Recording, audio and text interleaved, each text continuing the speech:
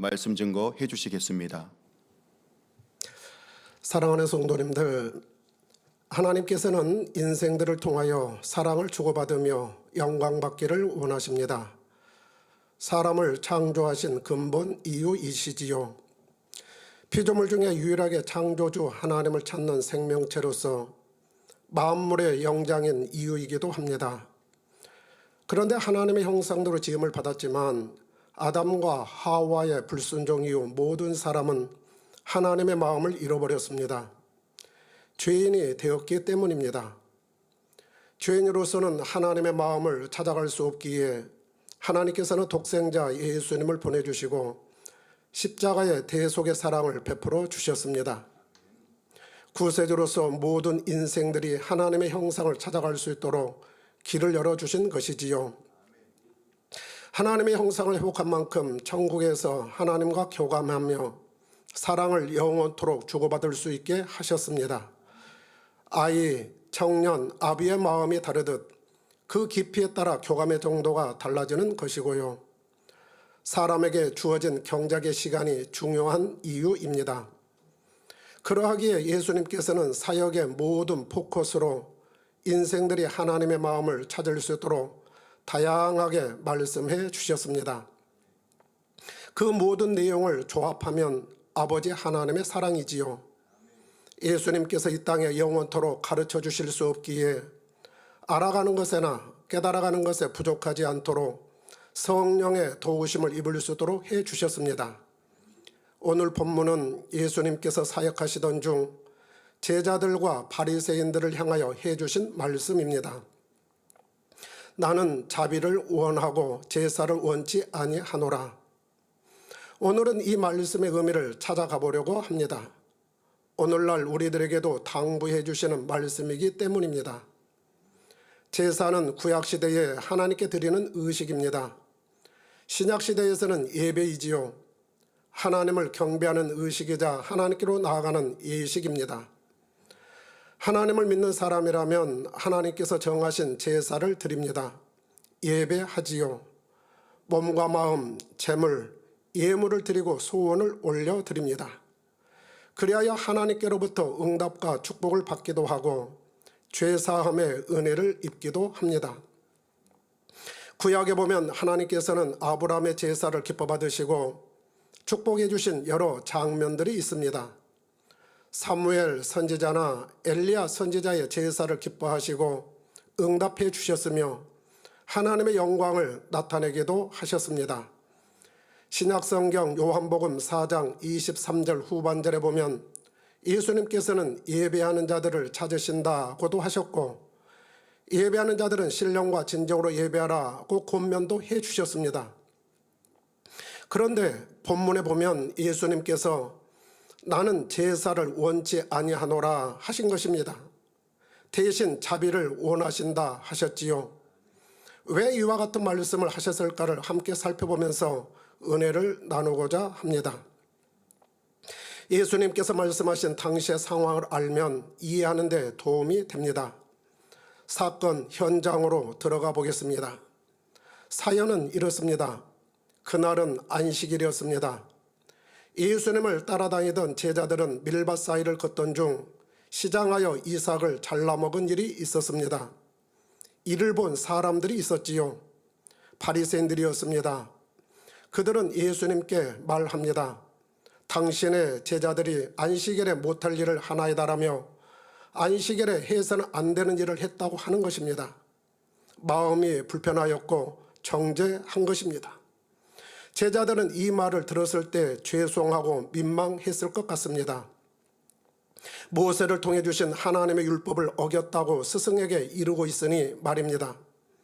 제자들도 바리새인들도 예수님의 반응을 기다렸습니다. 궁금했겠지요.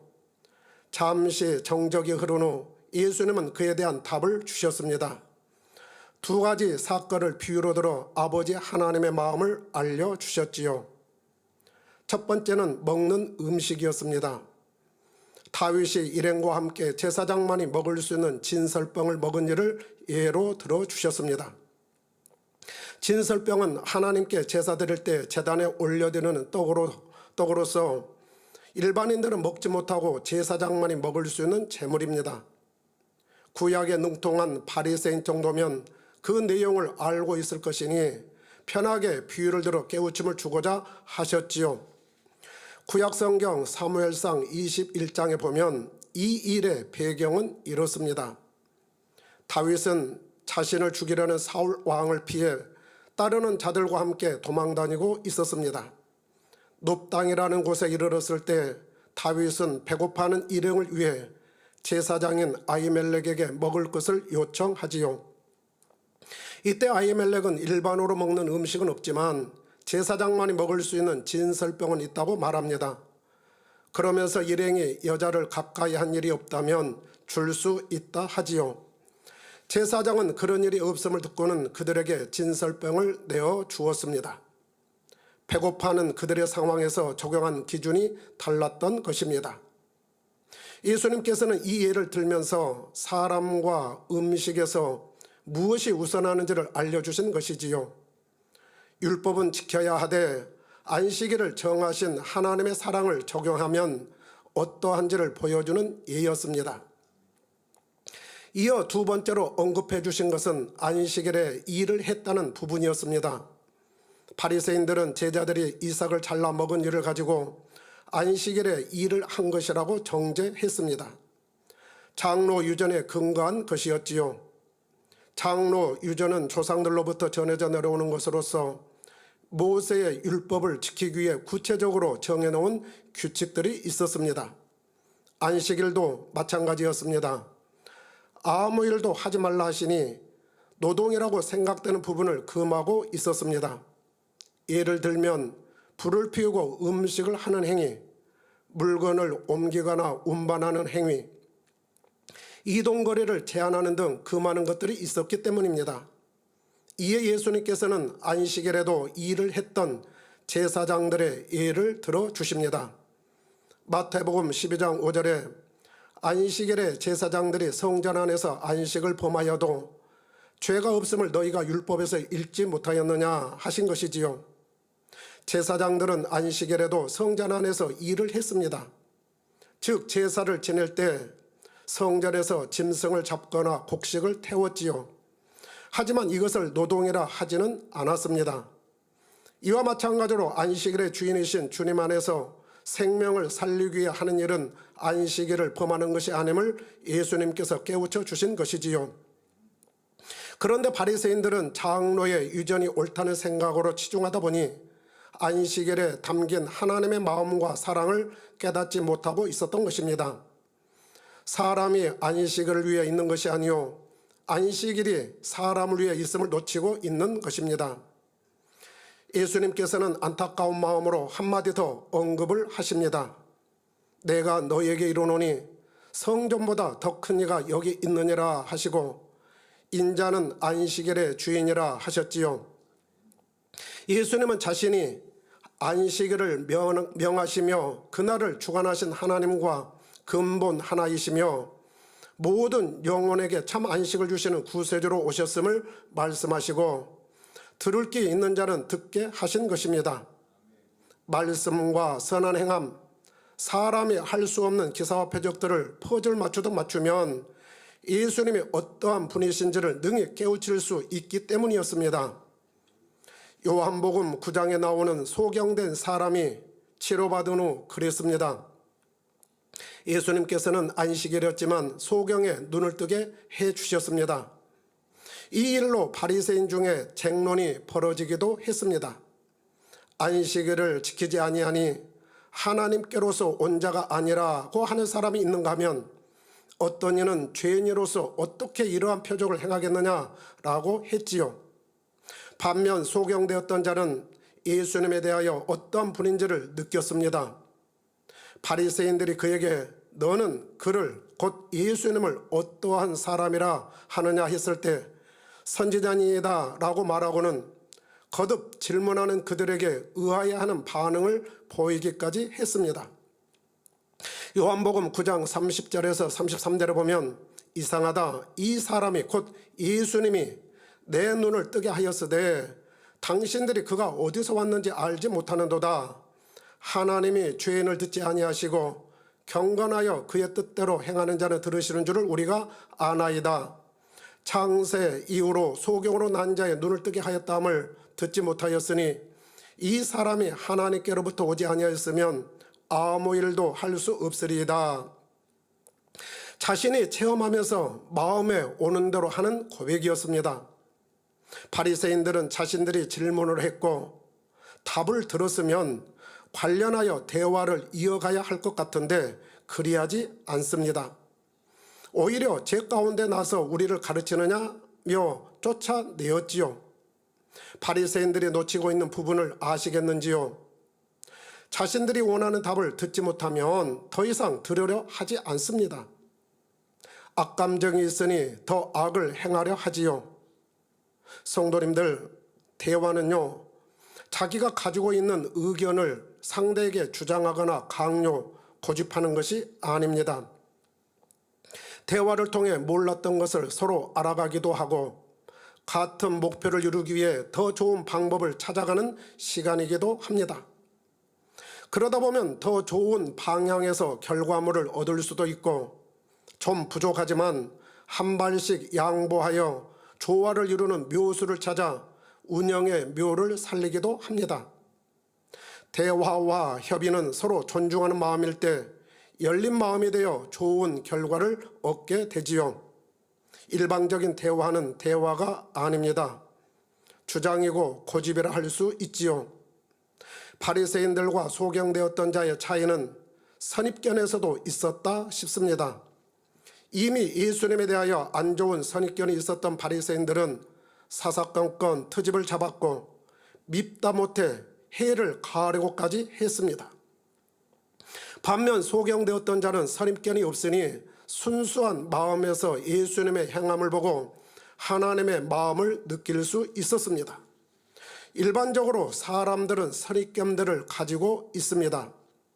그에 따라 스치는 생각이나 언어, 행동들이 달라지지요. 어제와 오늘은 분명 달라졌을 수도 있는데 어제의 모습을 생각하면서 대하는 것입니다. 긍정적이며 미래지향적인 사람은 그렇지 않습니다. 어제 일은 어제까지 있었던 것이고 오늘은 다시 믿음과 소망으로 새롭게 바라보면서 대하게 되지요. 어떤 사람에게 별로 좋아하지 않는 사람에 대한 선입견이 있다고 가정을 해보겠습니다. 자기가 가지고 있는 감정을 억제하지 못하면 자꾸 주변 사람들에게 그 내용을 흘립니다. 좋지 않은 느낌을 심어주는 것이지요. 이리 되면 들었던 상대는 그로 인해 생긴 선입견이 해소되지 않는 이상 고통을 받습니다. 지배하지 못하면 그 생각이 떠오르게 되니까요. 특히 판단하는 말이거나 진실하지 못하고 그 진실치 못한 이와 같은 모습 속에서 나오는 거짓말이 더욱 그렇습니다. 그런데도 말하는 사람은 육의 속성에 가려 있어 상대에게 안 좋은 영향을 끼치면서도 모르는 것이 문제입니다. 바리새인들이 그랬습니다. 예수님께서 아무리 선한 말을 하여도 이미 안 좋은 선입견이 작용하니 들으려 하지 않습니다. 배척하기만 했지요. 고통입니다. 예수님께서는 마태복음 23장 3절에 이렇게 말씀하시지요. 그러므로 무엇이든지 저희의 말하는 바 곧 진리는 행하고 지키되 저희의 하는 행위는 본받지 말라. 저희는 말만 하고 행치 아니하며 하셨습니다. 예수님께서는 때를 따라 제자들이든 유대인들이든 상황에 맞추어 하나님의 깊은 선과 사랑을 담아내 주셨습니다. 선한 이들에게는 하나님의 참사랑을 채워가는 은혜의 시간이 되도록 해주신 것이지요. 그러면서 예수님은 누구를 대하든 차별이 없으셨습니다. 따르는 이들에게도 자신을 멀리하는 이들에게도 자신을 핍박하고 저주하는 이들에게도 선하게 대해 주셨습니다. 어찌하든 하나님의 온전하신 사랑을 심어주고자 하셨지요. 어떤 이들에게는 자신을 발견할 수 있도록 해주셨고 어떤 이들에게는 죄악을 깨우치며 회개하여 변화받도록 해주셨습니다. 매사에 모든 사람에게 편견 없이 그리 하셨지요. 그런데 편견에 눈이 가려진 어리석은 바리새인들은 이후로도 예수님을 정죄하기에 바쁩니다. 예수님께서 회당에 들어가셨을 때의 일입니다. 모인 사람들 중에 손 마른 사람이 있었습니다. 바리새인들은 이때도 예수님에게 한마디 합니다. 안식일에 병 고치는 것이 옳으니까? 바리새인들은 알았습니다. 그들도 알았습니다. 안식일이지만 정황상 예수님은 병자를 고쳐줄 성품을 알고 있었던 것이지요. 그러면서 이를 이용하여 예수님을 어려움에 빠뜨리고자 하는 것입니다. 그들은 안식일을 잘 지키는 것처럼 말하고 있지만 여전히 안식일의 개념을 알지 못하고 나오는 행동이었습니다. 예수님의 행함에서 나오는 하나님의 자비의 마음을 볼 수 없으니 말입니다. 예수님은 이들의 속내를 아시지만 그들 안에 있는 선한 마음을 터치하듯 잔잔한 어조로 말씀하십니다. 너희 중에 어느 사람이 양 한 마리가 있어 안식일에 구덩이에 빠졌으면 붙잡아내지 않겠느냐? 사람이 양보다 얼마나 더 귀하냐? 그러므로 안식일에 선을 행하는 것이 옳으니라 하시며 그들의 마음을 터치하신 것입니다. 그들의 일상에서 일어나는 일이기에 쉽게 알아들을 만한 비유였습니다. 그리고는 손 마른 사람을 고쳐주셨습니다. 이쯤 되면 웬만한 사람이라면 자신이 하고 있는 생각이, 자신이 하고 있는 행동이 과연 옳은가를 점검해 보아야 되지 않을까요? 그러나 그들은 그러지 않았습니다. 14절에 보니 바리새인들이 나가서 어떻게 하여 예수를 죽일고 의논하였다 했습니다. 하나님의 마음을 찾아갈 수 있는 좋은 기회를 놓치고 있습니다. 양보다 더 귀한 손 마른 사람의 어려움을 해결해 주신 예수님의 자비하고는 거리가 먼 행동만 하고 있지요. 자비 없는 그들의 모습은 계속해서 나타납니다.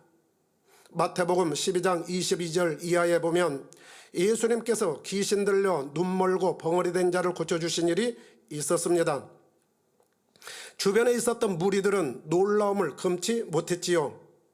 그런데 바리새인들의 생각은 엉뚱한 방향으로 갑니다. 귀신의 왕 바알세불을 힘입어 귀신을 쫓아냈다며 폄하하는 발언이었습니다. 그러자 예수님은 이를 계기로 영의 세계에도 질서가 있음을 깨우쳐 주십니다. 마태복음 12장 25절 26절에 보면 예수께서 저희 생각을 아시고 가라사대 스스로 분쟁하는 나라마다 황폐하여질 것이요 스스로 분쟁하는 동네나 집마다 서지 못하리라. 사단이 만일 사단을 쫓아내면 스스로 분쟁하는 것이니 그리하고야 저의 나라가 어떻게 서겠느냐 하시고 28절에 내가 하나님의 성령을 힘입어 귀신을 쫓아내는 것이면 하나님의 나라가 이미 너에게 임하였느니라 하셨습니다. 귀신의 세계, 악한 영의 세계에도 질서가 있어 분쟁하지 않는다는 것입니다. 바알세불이 자기의 뜻대로 하고 있는 귀신을 쫓아낼 리 없다는 것이지요. 그리고 악한 영에 속한 귀신을 쫓아냈다면 빛이신 하나님의 성령을 힘입어 산 것이니 하나님의 나라가 이미 임하였다는 것입니다. 어떤 조직이든 질서 없이 돌아가는 것은 없습니다. 질서는 하나님께서 세우셨습니다. 그러하게 질서가 잘 지켜질 때 하나님의 나라가 유기적으로 잘 돌아갈 수 있습니다. 바로 서는 것이고요. 그런데 바리새인들은 이러한 원칙 또한도 깨닫지 못하고 있었습니다. 자신들의 유익에 치우치게 되니 나타나는 현상입니다. 원수마귀 사단은 어찌하든 질서를 무너뜨리려 합니다. 사람들이 이해하기보다 오해하도록 하고 상대의 유익을 구하기보다 자신의 유익을 구하면서 질서를 어기며 분쟁하도록 하는 것이지요. 그러면서 자기가 설정해 놓은 기준과 옳다는 시각에서 벗어나려 하지 않습니다. 서기관들과 대제사장, 바리새인들과 매 한 가지입니다. 이들은 하나님의 나라보다 자신들을 위하는 마음이 앞섰고 그것을 사단이 배후에서 역사하고 있음에도 모르고 있었습니다. 그러니 하나님의 역사를 귀신의 왕의 역사로 둔갑시켰고요. 그 속성이 강하니 하나님의 나라를 회방하는 일에도 조금도 거리낌이 없었습니다. 육으로 난 것은 육이었습니다. 예수님은 마태복음 12장 30절에서 나와 함께 아니하는 자는 나를 반대하는 자요 나와 함께 모으지 아니하는 자는 해치는 자니라 하셨습니다. 하나님의 나라는 질서요 화평입니다. 질서만 잘 유지되어도 조직에서 큰 힘이 됩니다. 그러하기에 하나님께서는 하나님의 나라와 의를 이루고자 힘쓰고 애쓰는 이들을 결코 외면하지 않으십니다. 오히려 은혜와 능력을 주셔서 하나님의 마음을 깨달아가며 하나님의 일을 하게 하시지요. 설령 부족한 모습이 있고 실수하여 잘못한 부분이 있다 하더라도 기회를 주시고 살리고자 하십니다. 혹 심판하실 때가 있다면 하나님의 나라 반대편에서 그 도가 넘어섰기 때문임을 우리는 알아야 합니다. 하지만 우리가 더욱 알아야 하는 것은 하나님은 여전히 변함없이 긍휼과 자비를 베풀고 계시다는 사실입니다. 예수님의 마음과 바리새인들의 마음이 극명하게 드러나는 하나의 사건을 더 소개하겠습니다. 요한복음 8장에 나오는 여인을 두고 보인 반응입니다. 여자는 간음하다가 현장에서 잡혀왔습니다. 서기관들과 바리새인들은 이 여자를 예수님 앞에 세우고는 질문합니다. 여자가 간음하다가 현장에서 잡혔는데 율법에서는 이러한 자를 돌로 치라 명하였습니다. 선생은 어떻게 하겠습니까? 는 질문이었지요. 이들은 율법에서 명한 방법까지 구체적으로 언급하면서 송사를 하고 있습니다. 율법대로 돌로 치라 하면 여자는 죽습니다. 원수도 사랑하라고 가르치셨던 예수님의 권위도 무너질 수 있지요. 여자는 더 이상 회복의 기여조차 얻지를 못하게 됩니다. 살려주라 하면 예수님이 율법을 어기게 한 자라며 공표하고 없애려고 할 것입니다. 그들이 하는 질문의 의도는 어찌하든 예수님을 공궁에 빠뜨리고자 하는 것이었습니다. 주변 사람들은 예수님의 입만 주목했겠지요. 그런데 예수님께서는 손가락으로 땅에 무엇인가를 쓰시고는 죄 없는 자가 돌로 치라 말씀하셨습니다. 그들의 마음과 행위들을 정확히 알고 있었던 예수님께서는 그들의 죄목을 땅에 쓰셨던 것입니다. 그러자 그들은 말문이 막히고 말았습니다. 양심의 가책을 받으니 던지려고 했던 돌을 하나씩 내려놓고 모두가 다 사라졌습니다. 예수님의 자비로부터 나오는 모두를 살리시는 지혜가 발휘된 순간이었습니다. 그리고 예수님께서는 두려움에 떨고 있던 여자에게 포근한 사랑의 마음으로 다가가십니다. 나도 너를 정죄하지 아니하노니 가서 다시는 죄를 범치 말라 하시지요. 여기서 예수님과 서기관 바리새인들과의 차이는 무엇이었습니까? 하나님께서 인간 경작을 하시면서 품으셨던 자비의 마음이 있고 없고의 차이였습니다. 서기관들과 바리새인들은 모세 율법을 잘 지키고자 정했던 장로 유전으로 인해 행위에 치중하면서 옳고 그름에 대한 지식이 강해졌습니다.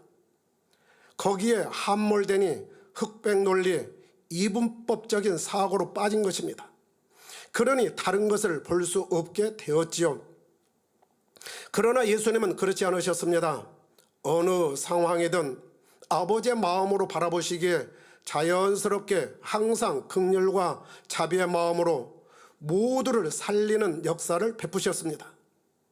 사람들의 육의 속성과 형편을 아시기 때문이지요. 여인도 서기관들과 바리새인들도 육의 속성이 있는 한 육을 쫓을 수밖에 없음을 아셨고 이들을 다 살리기 위한 성과 사랑의 마음에서 나온 지혜였습니다.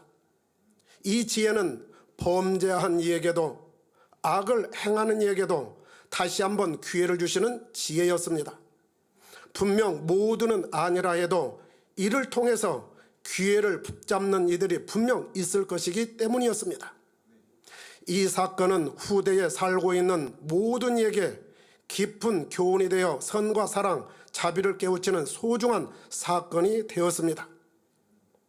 양식 삼는 정도에 따라 신앙의 패턴이 달라지면 물론 영적 성장을 이루는 힘이 되었습니다. 하나님의 근본 마음이 예수님을 통하여 찬란하게 빛으로 나타났기 때문입니다. 이렇듯 모두를 살리는 마음에는 편협이 없음을 보게 됩니다. 악인에게도 선인에게도 동일하게 적용되는 것이지요. 다만 공의와 사랑이 적절하게 적용되는 것입니다. 잠언 8장 17절에 나를 사랑하는 자들이 나의 사랑을 입으며 나를 간절히 찾는 자가 나를 만날 것이니라 하셨으니 말입니다. 저도 목회자로서 사역을 하면서 항상 궁금한 부분이기도 합니다. 하나님의 나라를 위해 잘 해보고자 한 것이지만 받는 입장에서 공감을 못하니 오해로 나타나는 것입니다. 불편해하는 상대 탓으로만 생각할 것이 아니었습니다. 이게 아닌데? 하며 더욱 궁금할 수밖에 없었습니다. 그러면서 저는 개인적으로 변화의 시간, 성장하는 축복의 시간이 되었습니다. 나의 입장보다도 상대 입장에서 바라보는 시야가 열리게 되니 상대의 입장을 더욱 이해하게 되고 인정해드리게 되니 마음이 편안해지는 것입니다. 변화되기 전에는 누구나 나타날 수 있는 현상이니까요. 지금까지 살펴본 바리새인들의 모습이 그랬습니다. 그들에게 자비의 마음만 있었더라면 무죄한 자를 죄로 정치 않았을 것이요 하나님 나라의 힘이 되었을 것입니다. 나는 자비를 원하고 제사를 원치 아니하노라 하신 뜻을 알았다면요. 그러면 자비의 마음을 가지려면 우리가 어떻게 해야 할까요? 성령의 열매에서 말씀하신 특징을 소개할 때 양식 삼는 축복의 시간이 되었으면 좋겠습니다. 자비의 영적인 의미는 이렇습니다. 사람으로서는 도저히 이해할 수 없는 사람도 진리 안에서 능히 이해하고 사람으로서는 도저히 용서할 수 없는 사람도 진리 안에서 능히 용서하는 마음입니다. 사전에서는 남을 깊이 사랑하고 가엾게 여기는 마음이라고 정의하고 있는데 영적인 의미는 하나님의 사랑을 더욱 아름답게 표출하고 실행하는 숭고한 차원의 마음입니다. 자비의 마음을 듣다 보면 영의 사랑과는 어떻게 다른가라는 생각이 들 수도 있습니다. 자비도 사랑의 범주에 속하기 때문입니다. 그런데 차이가 있습니다. 즉 영적인 사랑은 자기의 유익을 굳지 않고 아무런 대가 없이 상대를 위해 희생할 수 있는 마음이고 자비는 용서와 포용의 성격이 강하다는 점입니다. 이것을 알면서 말씀을 들으시면 이해하는 데 더 도움이 될 것입니다. 자비의 특성 첫 번째는 편견이 없는 마음입니다. 바리새인들은 외모를 보고 판단했습니다. 장로 유전에서 정한 지식에 충실하면서 자신들에게 유익이 되는 사람과 그렇지 않는 사람을 나누고 분리하고 있었던 것이지요. 그러니 사람을 대하는 태도들도 달랐습니다. 편견이 심화되고 있었던 것이지요. 결국은 예수님을 죽이는 데 앞장섰음을 볼 수 있습니다. 하나님의 자녀는 주 안에서 누구를 대하든 자세가 달라져서는 안 됩니다. 좋고 싫은 사람으로서 구분하면서 치우치는 모습이 있어서는 더욱 안 되지요. 편견 없는 자비는 누구든지 다 살리고자 하는 마음으로 작용을 합니다. 영의 것을 소중히 여긴다면서 조직 안에서 싫은 사람이 있다면 정말 영의 것을 사모하고 있는지 점검해 보아야 합니다. 중심에서 사모하면 시간이 지남에 따라 변화되면서 영적으로 깊어질 수밖에 없습니다. 달라져가는 모습이 보일 것이고요. 야고보서 2장 1절에서 4절에 보면 외모를 보고 구별하는 것은 악한 생각이라고 말씀하셨습니다. 사람을 외모로 취하지 말라. 만일 너희 회당에 금가락지를 끼고 아름다운 옷을 입은 사람이 들어오고 또 더러운 옷을 입은 가난한 사람이 들어올 때에 너희가 아름다운 옷을 입은 자를 돌아보아 가로되 여기 좋은 자리에 앉으소서 하고 또 가난한 자에게 이르되 너는 거기 섰든지 내 발등상 아래 앉으라 하면 너희끼리 서로 구별하며 악한 생각으로 판단하는 자가 되는 것이 아니냐라고요. 구별하고 있다면 상대에 대하여 선입견이 작용하고 있을 수도 있습니다. 바리새인들이 그랬습니다. 안 좋은 선입견으로 인해 마음에 걸림돌이 되니 예수님으로부터 참을 들어도 깨닫지 못하면서 악으로 가는 방향에서 돌아서지 못했습니다. 하나님의 나라를 이룬다고 생각했겠지만 결과물은 그렇지 못하고 있는 것입니다. 정녕 하나님의 나라를 위해 일하는 사람이라면 과연 자신에게 편견이 있지는 않는지 늘 점검해야 합니다. 그러면 더욱 새로워지는 은혜를 입게 됩니다. 부처춤에도 편견 없는 영적인 부처춤이 될 때 변화와 생명으로 나오게 되고 자신은 물론 상대에게도 축복과 상급이 됨을 우리는 알아야 합니다.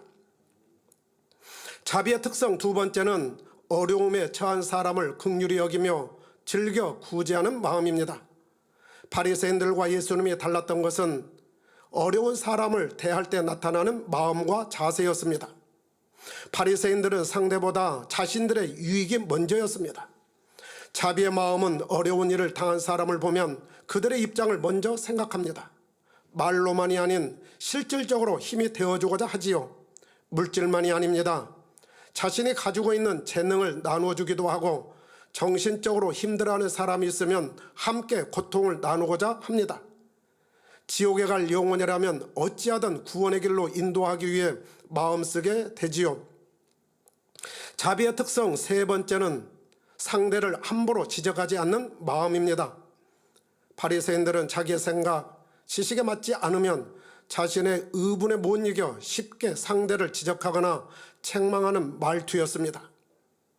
자비의 마음이 있으면 한마디 권면이나 지적을 한다 해도 기도하는 심정으로 상대의 마음을 살피면서 조심스럽게 하게 되지요.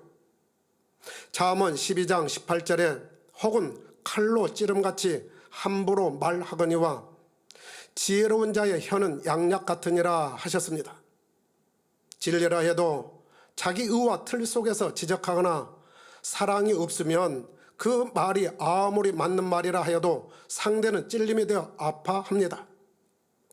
분명히 좋자고 했는데 지적을 받는 상대가 변화되는 것이 아니라 감정을 품기도 하고 마음의 상처를 받고 낙심하여 힘을 잃기도 하는 것이지요. 저도 목회를 해오면서 피부적으로 많이 느끼는 부분입니다.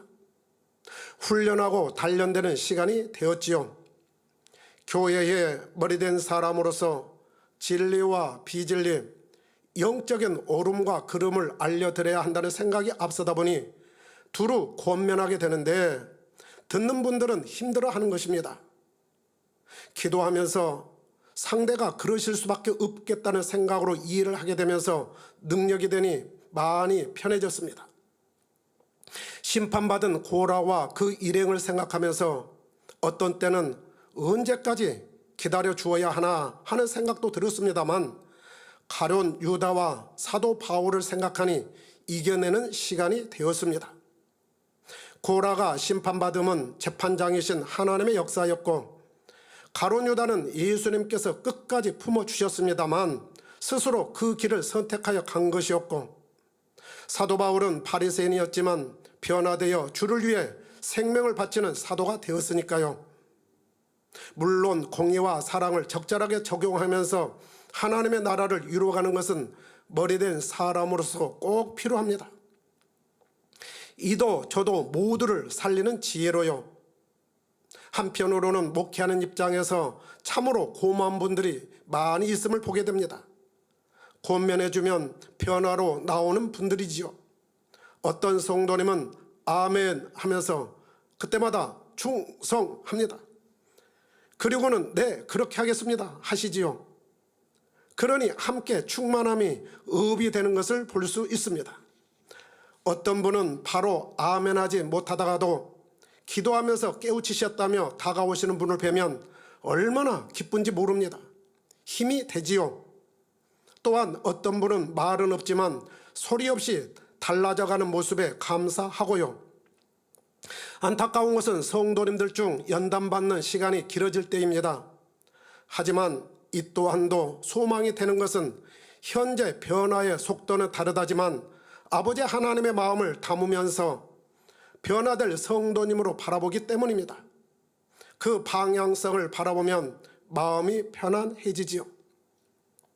그러면서 제가 깨우치며 능력이 되고 축복이 된 것은 이것이었습니다. 누구든 변화되기 전에는 육이 있으면 그 속성이 나타나는 때들이 있다는 것입니다. 그리할 때 그 환경을 이해하는 것입니다. 그리할 수밖에 없었음을 이해하고 인정을 해드리는 것이지요. 그러니 기도이든 기다림이든 권면이든 때를 따라 방향을 잡아주면서 되겠다는 이 마음의 여유가 생기는 것입니다. 욥이 변화되었던 것처럼 얼마든지 변화될 분이라는 소망을 갖는 것이지요. 단 가룟 유다나 고라와 같은 사람이 없기를 바라는 마음은 늘 있는 것이고요. 이 부분에서도 우리가 알아야 할 것이 있습니다. 욥은요, 하나님의 마음을 찾아가는 연단의 시간이었습니다. 그런 반면에 가룟 유다와 고라는 하나님의 나라와 상관없이 자기들의 육의 속성을 채워가는 시간이었다는 것입니다. 시간의 흐름의 방향이 달랐던 것이지요. 그러니 결과도 달라진 것입니다. 자비의 특성 세 번째는 상대를 넉넉히 이해함으로 함부로 지적하지 않는 마음이라 했습니다. 자비의 특성 네 번째는 모든 사람에게 관대한 마음입니다. 세상 사람들은 자기를 좋아하는 사람들에게는 너그럽습니다. 자기를 좋아하는 사람들에게는 자기 것을 기꺼이 내어줄 수도 있습니다. 그런데 예수님께서 하나님의 마음을 찾아가는 우리에게 원하시는 것은 이렇습니다. 누가복음 6장 32절에 너희가 만일 너희를 사랑하는 자를 사랑하면 칭찬받을 것이 무엇이뇨? 죄인들도 사랑하는 자를 사랑하느니라. 35절 36절에서는 이렇게 말씀하십니다. 원수를 사랑하라 하시고 선대하라 하시고 은혜를 모르는 자와 악한 자에게도 아버지의 자비하심 같이 자비하라 하십니다. 그리할 때 주어지는 상이 클 것이니 마땅히 선한 사람뿐만 아니라 악한 사람에게도 그리하라 하십니다. 스데반 집사는 악한 자들이 던지는 돌에 맞아 죽어가면서도 주여 이 죄를 저들에게 돌리지 마옵소서 하였습니다. 자신을 죽이는 자들을 미워하거나 원수를 갚아달라고 하지 않았지요. 오히려 용서와 사랑의 중보기도를 올렸던 것입니다. 원수도 사랑하고 미워하는 자를 선대하라 하니 갑자기 혹 마음이 무거워지시는 분이 계신지요? 성결을 사모한다면, 참 자녀가 되기를 원한다면 반드시 이 땅에서 하나님의 자녀로서 이루어야 할 사랑의 덕목입니다. 이 과정을 통과해야만 성결과 궁극적으로는 새 예루살렘을 갈 수 있는 자격을 얻게 되는 것입니다. 성도님들, 혹여 자신의 마음에서 싫고 걸리는 사람이 있는지요? 안 됩니다. 미운 사람은요, 이 또한 안 됩니다. 마주치는 순간 싫은 사람이 혹 든다면 이것 또한도 악에서 나오는 것임을 알아야 합니다. 외면하고 싶다, 안 보고 싶다, 멀더라도 차라리 돌아가고 싶다, 이 또한도 안 됩니다. 곧 악에서 나오는 것이기 때문에 그렇습니다. 또한 보는 순간 가슴에 무언가 턱 하고 받치는 것이 있습니까?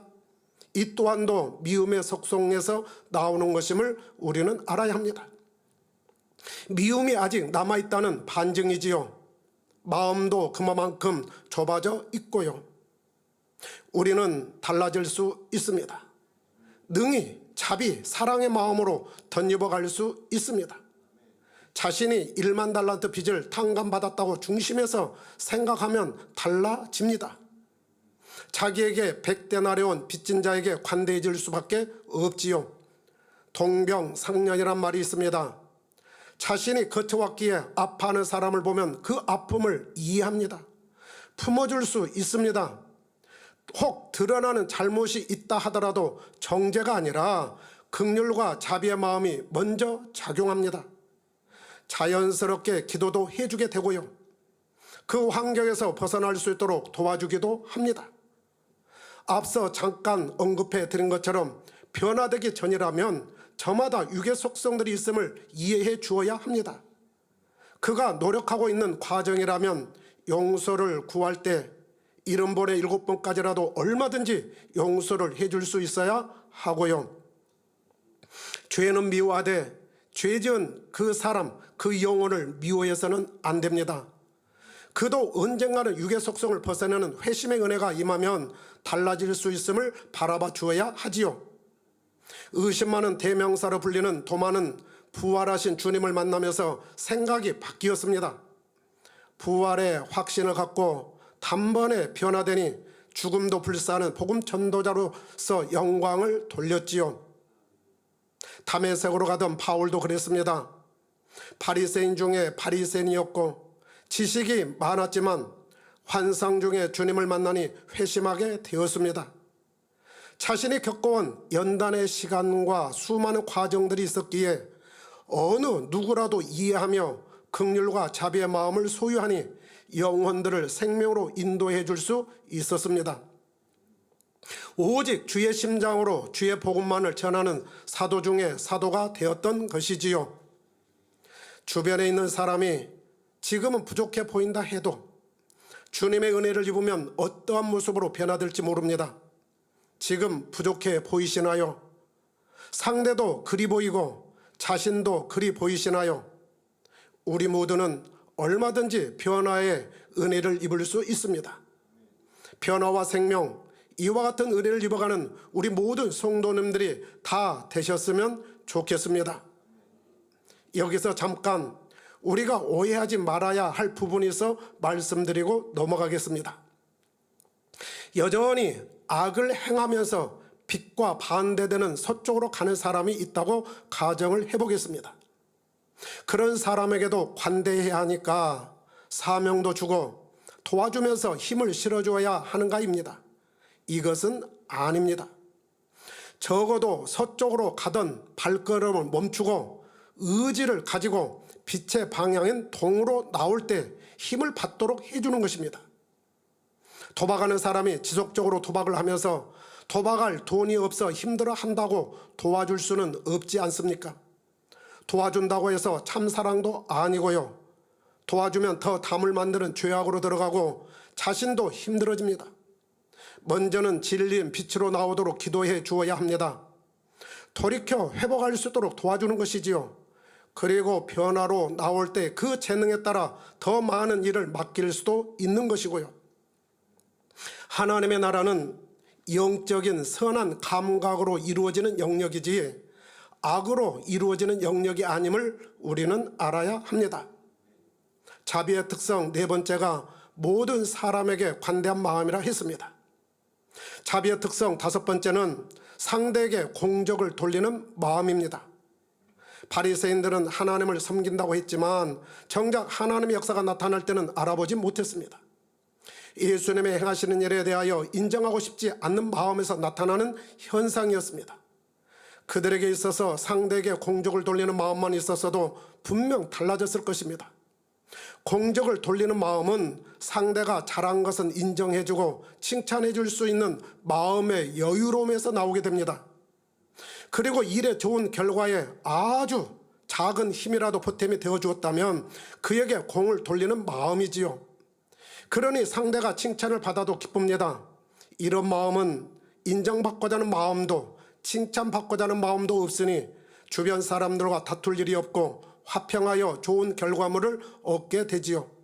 함께 일해서 좋고 함께 열매를 냈기에 감사한 마음입니다. 어느 때는 상대가 더 인정을 받는다 해도 그가 힘을 받아 더 많은 일을 감당해 줄 것이니 감사하게 되고요. 내가 더 수고했는데 왜 저 사람만 칭찬하시지 하지 않습니다. 불편함이 없고 늘 행복합니다. 그리고 잘못된 일이 있으면 자신을 더욱 성찰하게 되고요. 상대에게 공적을 돌리고자 하는 마음만 있어도 신앙생활 하는데 너무너무 편하고 행복해집니다. 시기, 질투, 서운함이나 섭섭함이 틈탈 여지가 없습니다. 오히려 상대가 있음으로 인해 기쁨, 감사가 넘치게 되고요. 자비는 모두를 살리는 힘이 있습니다. 결론입니다. 사랑하는 성도님들, 오늘은 예수님께서 나는 자비를 원하고 제사를 원치 아니하노라 하신 예수님의 말씀 의미를 살펴보면서 은혜를 나누었습니다. 여기서 말씀하시는 제사는 구약의 제사나 신약의 예배만을 말하는 것이 아니라 하나님 앞에서 행하는 모든 의식, 행함의 요소들임을 깨우치게 되었습니다. 기도 시간도 해당하고요. 찬양, 봉사도 있고요. 사명 감당을 위해 행하는 모든 일들이 다 해당됩니다. 예수님께서는 우리에게 이러한 일들을 이룸에 있어서 마음이 없고 거칠에 치중하는 외식이 아니라 하나님의 마음으로 하는 자비를 원하신다 하셨습니다. 그러면서 자비의 마음이 나타나는 특징 5가지도 말씀드렸습니다. 어느 누구를 대한다 하더라도 편견이 없어야 하고, 두 번째는 영육간 어려움 이들을 볼 때 긍휼과 구제의 마음이 있어야 하며, 세 번째는 상대를 이해함으로 함부로 지적하지 않는 마음이어야 하고, 네 번째는 누구는 좋고 누구는 싫고가 아니라 모두에게 관대하며, 다섯 번째는 함께 이룬 일에 상대에게 공격을 돌리는 마음이라 했습니다. 성도님들, 자비의 마음으로 신앙생활을 하면 참 쉬워집니다. 행복합니다. 아버지께서 좋아하시고 기뻐하시는 마음이니 사명을 감당함에 있어서도 충만함과 즐거움이 있고요. 바라옵기는 우리 모든 성도님들께서 모든 일에 자비의 마음으로 행하심으로 아버지 하나님 앞에 항상 향기로운 제사가 되시기를 존귀하신 우리 주 예수 그리스도의 이름으로 기원합니다. 들은 말씀 상고하면서 기도하겠습니다. 사랑의 아버지 하나님, 감사합니다. 오늘은 주님께서 말씀해 주신 나는 자비를 원하고 제사를 원치 아니하노라 하신 말씀의 의미와 자비에 관한 말씀으로 은혜를 나누었습니다. 들은 말씀에 더욱 생명과 능력이 될 수 있도록 도와주옵소서. 자비의 마음 은혜로 더욱 충만케 해주기를 원합니다. 감사합니다. 우리 주 예수 그리스도 이름으로 기도하옵나이다. 아멘.